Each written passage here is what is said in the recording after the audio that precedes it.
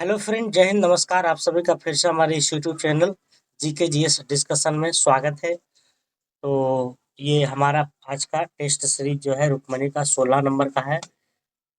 इसके पहले जो लोग वीडियो नहीं देखे हैं जाकर के अवश्य देखें, प्ले लिस्ट बना हुआ है BSS से 10+2 के नाम से रुक्मणी का, ठीक है। तो एक के बाद एक हम लोग का जो है सेट चल रहा है, तो आप लोग जरूर जाके देखिए, ये आपको एग्जाम में काफ़ी फायदा पहुंचाने वाला है, ठीक है। चलिए आज के प्रश्न को हम लोग देखते हैं।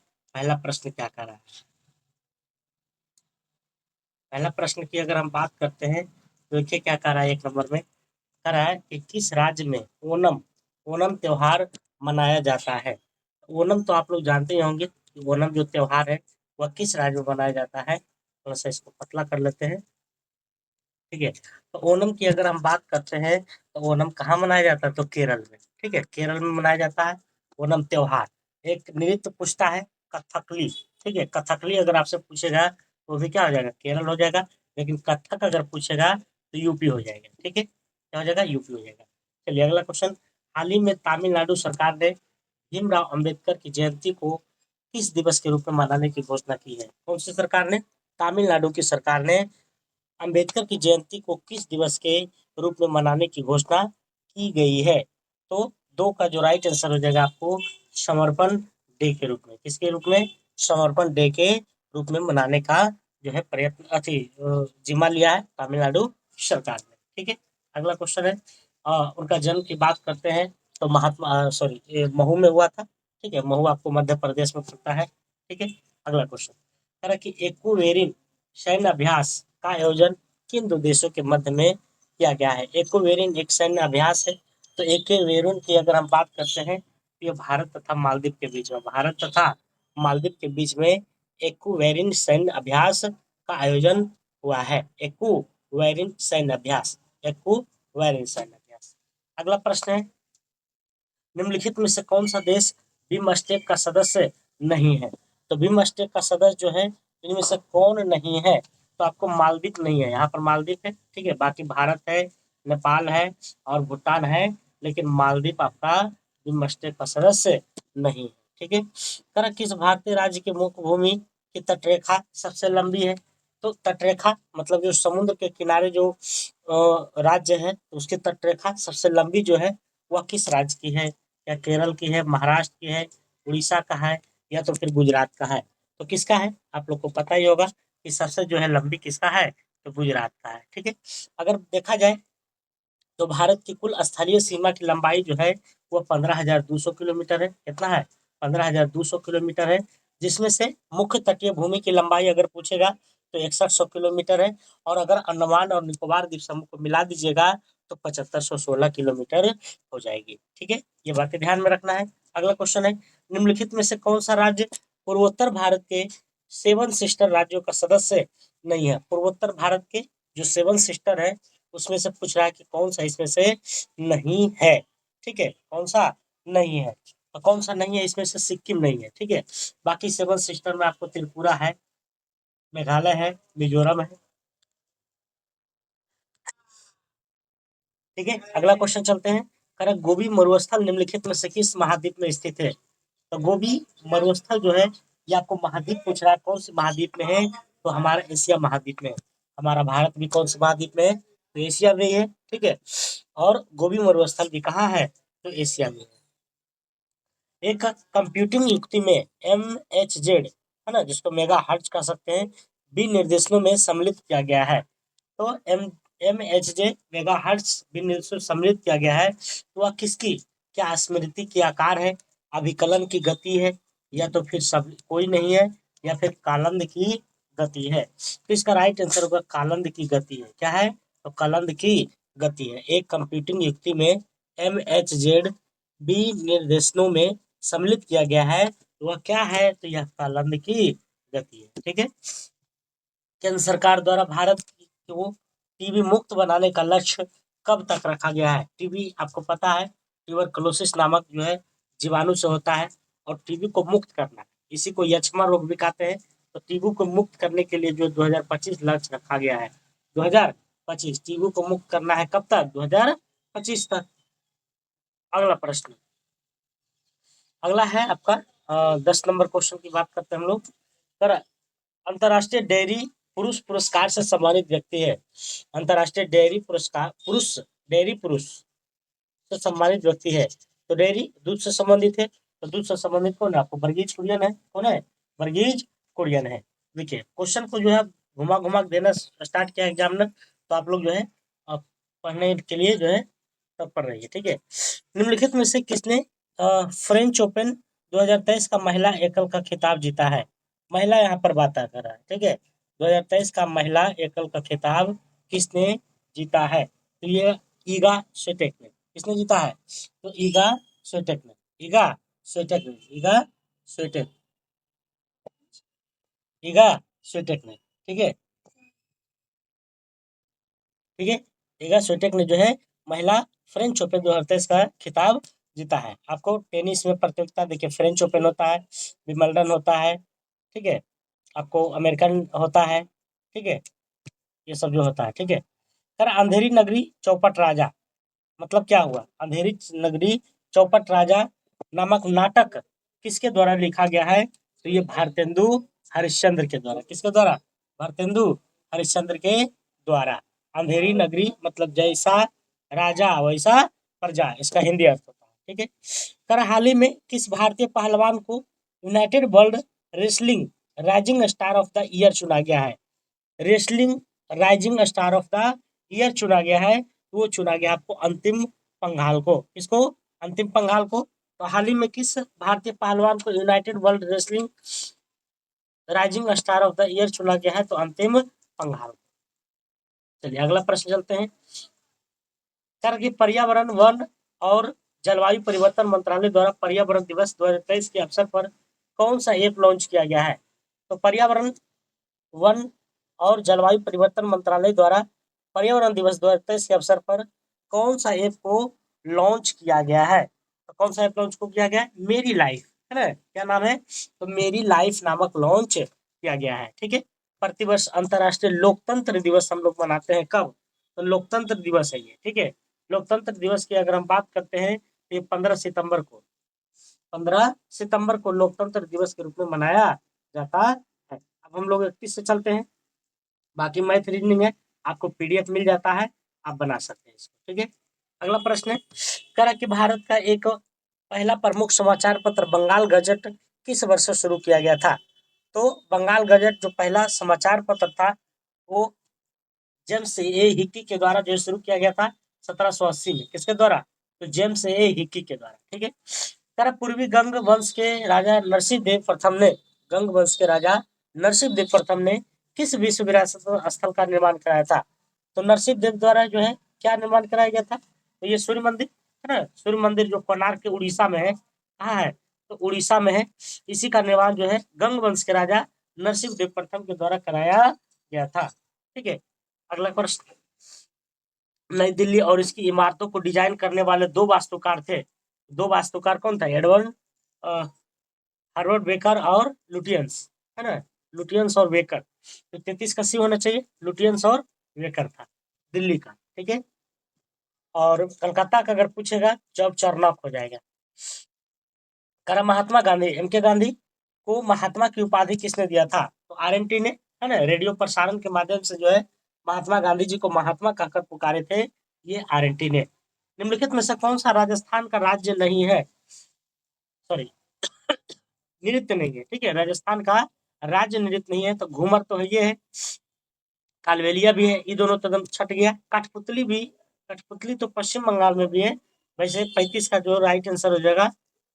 पूछ रहा है राजस्थान का राज्य नृत्य है, तो घूमर, घूमर जो है राजस्थान का क्या है? राज्य नृत्य। घूमर क्या है? तो राज्य नृत्य है। ठीक है, अगला क्वेश्चन 36 नंबर, कर एक छाया कठपुतली थिएटर परंपरा तेलुगु अम्बलता किस राज्य से संबंधित है? तो कठपुतली जो है आपको, ये आपको आंध्र प्रदेश से संबंधित है। ठीक है, कर एक छाया कठपुतली थिएटर परंपरा तेलुगुमलता किस राज्य से संबंधित है? तो आंध्र प्रदेश से। कर्नाटक की एक पूर्व की ओर बहने वाली नदी कौन सी है? तो कर्नाटक में पूर्व की ओर बहने वाली जो नदी है वो आपको मांडवी नदी है। कौन नदी है? मांडवी नदी है। तो पृथ्वी का वायुमंडल में अनुमानित रूप से कितना प्रतिशत ऑर्गन है? तो अनुमानित पूछ रहा है, मतलब लगभग पूछ रहा है। ऐसे एक्यूरेट की अगर हम बात करते हैं तो 0.93 है, 0.93% है, लेकिन अनुमानित पूछ रहा था 1% आपका राइट आंसर हो जाएगा। ठीक है, चलिए अगला प्रश्न। अगला है कह रहे कि जब सरकार अपनी राजस्व आय से अधिक खर्च करती है तो अधिक को क्या कहते हैं? उसी को तो कहते हैं घाटा, है ना। तो कौन घाटा? तो राजस्व घाटा, है ना। वो फिल्म निकला था ना, कमाई 98 खर्चा रुपया, तो वही हाल हो गया कि जब सरकार अपनी राजस्व आय से अधिक खर्चा करती है तो राजस्व घाटा हो जाता है। कह रहा है किस योजना में कृषि तथा संबंधित क्षेत्रों में औसत विकास दर सर्वाधिक रहा है? तो औसत विकास दर कृषि तथा संबंधित क्षेत्र में, तो किस योजना में, किस पंचवर्षीय योजना में? तो 40 का राइट आंसर हो जाएगा आपको 8वीं पंचवर्षीय योजना। और वो कब से कब तक चला था? तो 92 से 27 के बीच में, 92 से 27 के बीच में। स्वराज मेरा जन्म सिद्ध अधिकार, मैं इसे लेकर के रहूंगा, ये तो बाल गंगाधर तिलक की कथन है। स्वराज मेरा जन्म सिद्ध अधिकार है। और अगर पूछे आपसे कि स्वराज शब्द का सबसे पहले बार जो है प्रयोग किसने किया था? तो स्वामी दयानंद सरस्वती, जिन्होंने आर्य समाज की स्थापना किया, जिन्होंने सत्याग्रह प्रकाश लिखा। ठीक है, तो ये स्वराज मेरा जन्म सिद्ध अधिकार है बाल गंगाधर तिलक, और स्वराज शब्द का सबसे पहले प्रयोग किसने किया था? दयानंद सरस्वती ने। ठीक है, अगला प्रश्न। कर माल की पर्याप्त आपूर्ति सुनिश्चित करने के लिए अलाउद्दीन खिलजी के अधीन किस अधिकारी के लिए व्यापारी का रजिस्टर बनाए रखना आवश्यक था? है ना। तो ये तो था आपका, किसका था? तो शाहनाए मंडी का था। शाहनाए मंडी ये बाजार का अधीक्षक था। शाहनाए मंडी जो क्या था? बाजार के अधीक्षक, जैसे होता है ना जिला के अधीक्षक, उसी तरह से बाजार के अधीक्षक था। 1919 में महात्मा गांधी ने 1919 में प्रस्तावित के खिलाफ एक राष्ट्रव्यापी सत्याग्रह आंदोलन चलाने के फैसला लिया था। तो 1919 में जो है ये कौन सा जो है चलाने का लिया था? तो रोलेट एक्ट, है ना। रोलेट एक्ट जो चला था वो 6 अप्रैल 1919 को। तो 43 का जो राइट आंसर हो जाएगा आपको क्या हो जाएगा? बी नंबर हो जाएगा। 16 महाजनपदों के बारे में किस बौद्ध ग्रंथ में जानकारी मिलती है? तो 16 महाजनपद की जो जानकारी मिलती है ना, कुल महाजनपद कितना था? 16 को था, जिसमें 3 गो बिहार में था। ठीक है, और इसकी जानकारी अंगुत्तर निकाय में मिलती है। किसमें निकलती है? अंगुत्तर निकाय में। तिलहन की फसल के संदर्भ में नीचे दिए गए कथन में से कौन सा कथन सत्य है तिलहन के बारे में? ठीक है, तो तिलहन की फसल के संबंध में इनका उपयोग खाद्य पदार्थों के रूप में तथा प्रसाधन उद्योग में कच्चे माल के रूप में किया जाता है। भारत तिल उत्तरी भारत में खरीफ की फसल है तथा दक्षिणी भारत में रबी की है। तो बताइए इसका जो राइट आंसर क्या हो जाएगा? तो दोनों है। ठीक है, ए और बी दोनों है। तो कच्चा माल के रूप में जो है ये आपको तिल तिल जो है ये तिल जो है आपको उत्तरी भारत में खरीफ है, काफी इंपॉर्टेंट है। तिल उत्तरी भारत में क्या हो जाएगा? खरीफ, और दक्षिणी भारत में रबी के मौसम में। ओके, कह रहा है कि एक विभाजन क्रिया में भाजक, देखिए अब मैथ आ गया है, अब लोग मैथ बनाइएगा। ठीक है, बाकी जो है प्रश्न फिर अगला 61 से चलेगा हमारा, 61 से जीके जीएस है, बाकी सब जो है मैथ के लिए सभी। ठीक है, चलिए प्रश्न देखते हैं हम लोग। कर कि भारतीय संविधान के अनुसार आपात स्थिति घोषणा करने का अधिकार किसको है? घोषणा कौन कर सकता है? राष्ट्रपति महोदय कर सकते हैं।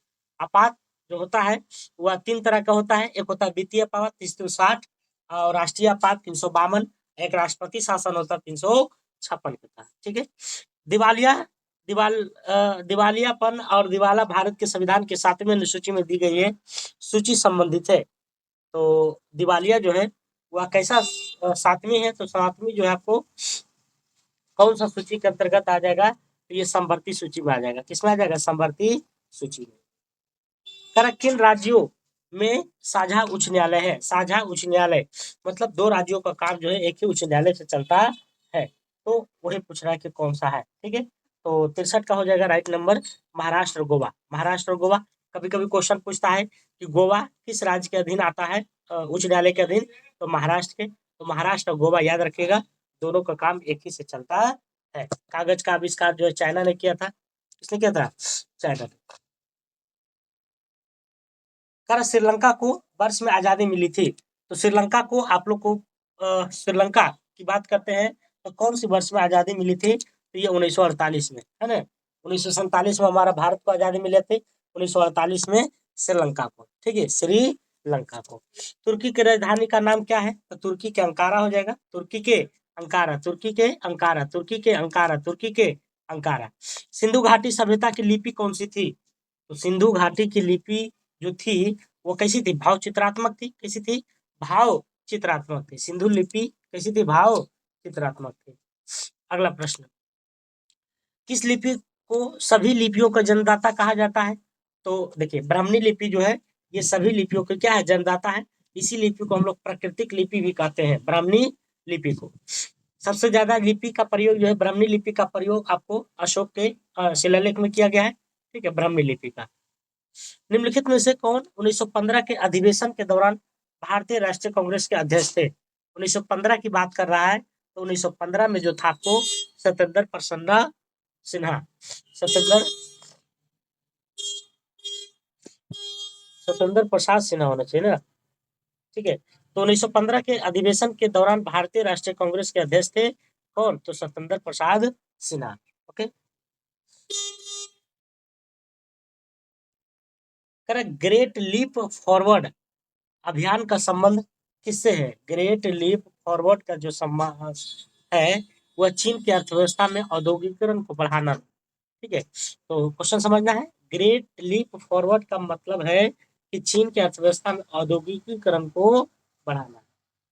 ग्राम पंचायत के विषय किस सदस्य को पद अवधि के प्रथम 2 वर्ष तक तथा कार्यकाल के अंतिम 6 माह के दौरान उन पर अविश्वास प्रस्ताव नहीं लगाया जा सकता है? ऐसा कौन सा पद है भाई? ठीक है, तो मुखिया हो गया और उप मुखिया हो गया, ए और बी क्या हो जाएगा? दोनों हो जाएगा। क्या करा है कि ग्राम पंचायत के किस सदस्य को पद अवधि के प्रथम 2 वर्ष तक, मतलब 2 साल तक, और लास्ट 6 महीने तक उस पर अविश्वास प्रस्ताव नहीं ला सकता है? तो मुखिया और उप मुखिया। Poverty and un-British rule in India के लेखक कौन है? तो कौन है? Poverty and British rule in India के लेखक जो है आपको दादा भाई नेहरू है। इन्हीं को बाईब्रिज पुरुष भी कहते हैं। राष्ट्रीय पंचायती राज दिवस मनाते हैं 24 अप्रैल को, ठीक है, क्योंकि 24 अप्रैल 1973 को इसे जो है अपना लिया गया था, ठीक है, पूर्ण रूप से। महाराजा धीराज की उपाधि धारण करने वाला गुप्त वंश का पहला शासक कौन था? महाराजा धीराज, तो महाराजा धीराज की प्राप्ति करने वाला जो था वह चंद्रगुप्त प्रथम था, चंद्रगुप्त प्रथम था। निम्नलिखित में से किसने कहा था रौलक टेक के एक निवारक हत्या है? रौलक टेक जो आया था 1919 में, उसी को जो है काला कानून भी कहते हैं, और ये कहते हैं रौलक टेक एक निवारक हत्या है। तो निवारक हत्या की जो संज्ञा दिया था रौलक टेक को वो एडविन सैमुअल मॉन्टेग्यू ने, सैमुअल मॉन्टेग्यू के द्वारा, ठीक है। चलिए, तो अब हम लोग चलते हैं 91 से, ठीक है, बाकी मैथ रीजनिंग है।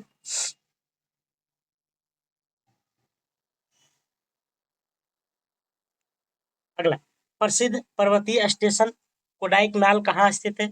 तो पर्वतीय स्थल है कोडाइकनाल, और कोडाइकनाल की अगर हम बात करते हैं तो आपको पालनी हिल्स में, पालनी पहाड़ी में है, पालनी हिल्स में कोडाइकनाल कहाँ स्थित है? पालनी हिल्स में। अकबर द्वारा निर्मित पंचमहल कहाँ स्थित है? तो पंचमहल की अगर हम बात करते हैं तो आपको जो है फतेहपुर सिकरी में है, फतेहपुर सिकरी में, ठीक है। अकबर, सरकार अनिवार्य कितनी फसलों के लिए न्यूनतम समर्थन मूल्य घोषणा करता है? एमएसपी, मिनिमम सपोर्ट प्राइस की बात कर रहा है कि उसके अंतर्गत जो है कई वो फसल आता है, कितना आता है? तो 23 गो आता है, याद रखिएगा, इंपॉर्टेंट है, 23 गो है, ठीक है, कितना है? तो 23 फसल आता है एमएसपी के तहत। नीलगिरी संरक्षित जैविक क्षेत्र का विस्तार किन राज्यों में है? तो नीलगिरी की बात करते हैं हम लोग, उसका जो जैविक क्षेत्र है उसका विस्तार किस राज्यों में है? तो तमिलनाडु हो गया, केरल हो गया और कर्नाटक हो गया। तमिलनाडु, केरल, कर्नाटक, तमिलनाडु, केरल, कर्नाटक, तमिलनाडु, केरल, कर्नाटक, ठीक है। भारत में दीपोरविल रामसर साइट किस राज्य में स्थित है? भारत में दीपोरविल रामसर साइट किस राज्य में स्थित है? तो ये जो है आपको असम में, किसमें है? असम में। भारत में दीपोरविल रामसर साइट कहाँ है? असम में, दीपोरविल असम में। हाइड्रा, स्टारफिश, प्लेनेरिया किस प्रक्रिया द्वारा उत्पन्न होता है? तो ये मुकुलन के द्वारा, किसके द्वारा? सॉरी, पुनर्जनन, पुनर्जनन के द्वारा, पुनर्जनन के द्वारा। तो हाइड्रा हो गया, स्टारफिश हो गया, प्लेनेरिया हो गया, ये जो है उत्पन्न होते हैं पुनर्जनन के माध्यम से। सीडोपोडिया, सीडोपोडिया पर मौजूद अंगुली जैसे आकृति वाली संरचनाएं हैं। सीडोपोडिया पर मौजूद अंगुली जैसी आकृति वाली संरचनाएं हैं, वो कौन सी संरचनाएं हैं? तो अमीबा है। कौन है? अमीबा है। ठीक है, अगला क्वेश्चन कह रहा है यौगिक के एक वर्ग को पहचान कीजिए जिसमें एक कार्यात्मक समूह OH है ना? वैसा कौन सा यौगिक है? तो ये आपको है एल्कोहल है। कौन है? एल्कोहल है। ठीक है, कौन है? एल्कोहल। किसी समतल दर्पण पर दर्शाए अनुसार आपतित प्रकाश किरण के लिए निम्न में से कौन सा सही है? तो कौन सा सही है आपका? 99 का तो डी नंबर सही है। ठीक है, 99 का डी नंबर। अगला क्वेश्चन है पदार्थ की प्रकृति से संबंधित मूलभूत सिद्धांत किसने प्रतिपादित किया था? तो पदार्थ की प्रकृति से संबंधित ये जॉन डाल्टन ने। किसने किया था? जॉन डाल्टन ने। ठीक है, जॉन डाल्टन के द्वारा। अगला प्रश्न है कह रहा है कि साइट्रस कैंकर एक क्या है? तो साइट्रस कैंकर एक बीमारी है, जीवाणु जनित बीमारी है। ठीक है, तो जीवाणु जनित बीमारी हो जाएगा, यानी कि A number is the right answer. ठीक है, अगला प्रश्न कह रहा मिश्रण का निर्माण किस प्रकार के तत्वों के संयोग से होता है? मिश्रण का निर्माण, तो मिश्रण का जो निर्माण होता है वह जो है कैसे होता है? तो वह होता है ठोस, द्रव और गैस तीनों मिला दीजिए तो मिश्रण हो जाएगा। पानी का घनत्व तो किस तापमान पर सर्वाधिक होता है? तो 4 डिग्री पर। ठीक है, किस तत्व के लवण प्राय नीले रंग के होते हैं? नीले रंग के होते हैं। किस तत्व का लवण? लवण। ठीक है, तो ये होता है आपका कॉपर का। किसका? कॉपर का। निम्नलिखित में से किस डिवाइस को विजुअल डिस्प्ले यूनिट, वीडीयू के रूप में भी जाना जाता है? तो वीडियो के रूप में जो जाना जाता है आपको, वो कौन जाना जाता है? तो मॉनिटर। मॉनिटर, मॉनिटर जो हम लोग कंप्यूटर चलाते हैं तो मॉनिटर में ही चलता है। ठीक है, मॉनिटर होता है। ठीक है, जो टेबल पर रहता है। अगला क्वेश्चन, चलिए अब अगला जो है रीजनिंग है आपका। ठीक है, तो अब हम लोग जो है क्वेश्चन का जो स्तर होगा वो आपको कितना से होगा? 121 से होगा। ठीक है, 121 से। कह रहा नींबू के रस का पीएच मान, तो 2 रुपया में 2 नींबू, 2 रुपया में 2 नींबू। ठीक है, इसलिए हम याद रखें। तो लगभग यहाँ पूछा है तो 2 हो जाएगा। क्या हो जाएगा? 2 हो जाएगा। अगला प्रश्न कह रहा है कि वर्ष 1787 में किस नियम का अध्ययन किया था जिसमें कहा गया था कि गैस का आयतन उसके परम तापमान के साथ बढ़ता है तथा उसका परम तापमान घटने पर उसका आयतन की घटता है? ये किसका नियम? ये आपको जो है किसका है? तो चार्ल्स का नियम है। किसका नियम है? चार्ल्स का। प्रथम अनुवांशिक पदार्थ हो सकता है, तो प्रथम अनुवांशिक जो पदार्थ है वो डीएनए है। कौन है? डीएनए है। सॉरी, डीएनए नहीं, आरएनए होता है। ठीक है, आरएनए होता है, आरएनए। प्रथम पूछ रहा है। ठीक है, तो प्रथम जो हो जाएगा इसमें आरएनए हो जाएगा। अपवर्तित प्रकाश के माध्यम की क्षमता को इसके संदर्भ में व्यक्त किया जाता है। अपवर्तित प्रकाश के माध्यम की क्षमता को किसके रूप में व्यक्त किया जाता है? तो ये प्रकाशीय सघनता, प्रकाशीय सघनता। तो अपवर्तित प्रकाश के माध्यम की क्षमता को किसके द्वारा? तो प्रकाशीय सघनता। निम्नलिखित विकल्पों में से कौन सा उपधातु का गुणधर्म है? तो उपधातु का जो गुणधर्म है वह जो है अर्धचालक है। कौन है? अर्धचालक। तो कौन सा उपधातुओं का गुणधर्म है? अर्धचालक है।